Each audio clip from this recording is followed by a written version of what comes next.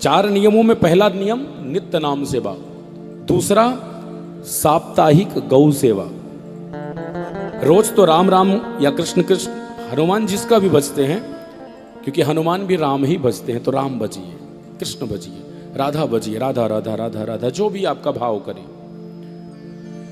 दूसरा नियम लीजिए, सप्ताह में एक बार गौ सेवा तो होनी ही चाहिए। आप अपने घर में गैया नहीं रख सकते, कुछ नहीं कर सकते, केवल इतना कर दीजिए कि गौशाला में जाइए सप्ताह में एक दिन। जिसको शरीर का कोई रोग हो, कुष्ठ रोग, चर्म रोग, कोई भी त्वचा का रोग हो, प्रैक्टिकल करना हो तो कर लेना, मेरा नंबर रख लो, मुझे बता देना, झूठ हो तो महाराज। जिसको त्वचा का कोई रोग हो, और आज के समय 80% लोगों को, 80% लोगों को त्वचा की बीमारी है, चर्म रोग जिसे कहेंगे हिंदी में। आप गौशाला में जाके गाय को, लेकिन देसी गाय होनी चाहिए, जर्सी नहीं, शुद्ध देसी गाय को हाथ फेरना शुरू कर दीजिए।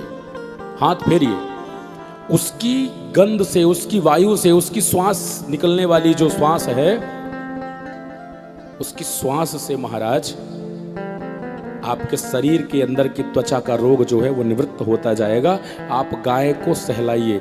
मैं कहना चाहता हूं, साप्ताहिक एक बार गौ सेवा हो, एक बार सप्ताह में, रोज नहीं कर सकते, सप्ताह में एक दिन जाइए और गौ माता के यहाँ जा करके हरी घास डाल दीजिए, थोड़ा बहुत जो अपनी व्यवस्था बने गौशाला में सेवा कर दीजिए, कि इससे गौओं के लिए कुछ न कुछ खिला दिया जाए, गुड़, हरा घास या जो भी।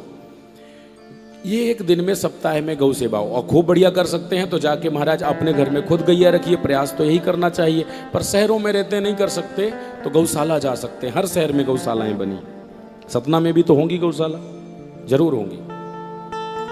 घरों में वैसे गाय तो हर सनातनी को एक गाय अपने घर में रखनी ही चाहिए, परंतु नहीं रख पा रहे, कोई व्यवस्था ऐसी नहीं है, तो गौशाला जाके साप्ताहिक गौ सेवा, नित्य नाम सेवा, और दूसरा साप्ताहिक गौ सेवा, तीसरा कहा कि मासिक धाम सेवा।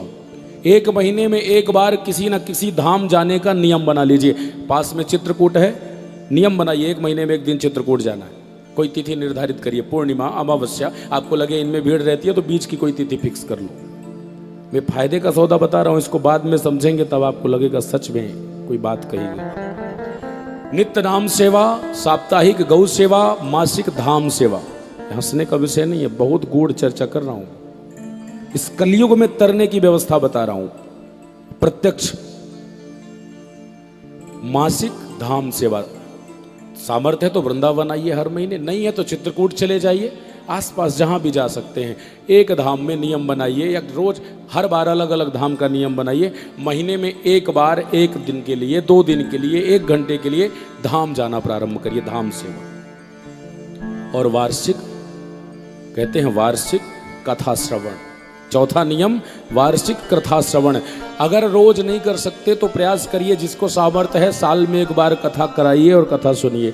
नहीं सुन सकते, कहीं कथा हो रही है वहां सुनने जाइए, और नहीं हो सकता अगर पूरे वर्ष में भी, तो कम से कम प्रयास किया जाए, वर्ष में एक बार तो साप्ताहिक कथा का श्रवण कर ही लीजिए, चाहे जिस विधि से। मैं वचन दे रहा हूं, जिसके जीवन में नित्य नाम सेवा, साप्ताहिक गौ सेवा, मासिक महाराज धाम सेवा और वार्षिक कथा श्रवण सेवा आ गई, उसे बांके बिहारी इसी कलयुग में साक्षात मिलेंगे, मिलेंगे, मिलेंगे। मैं प्रमाण के साथ कह रहा हूं, साक्षात मिलेंगे।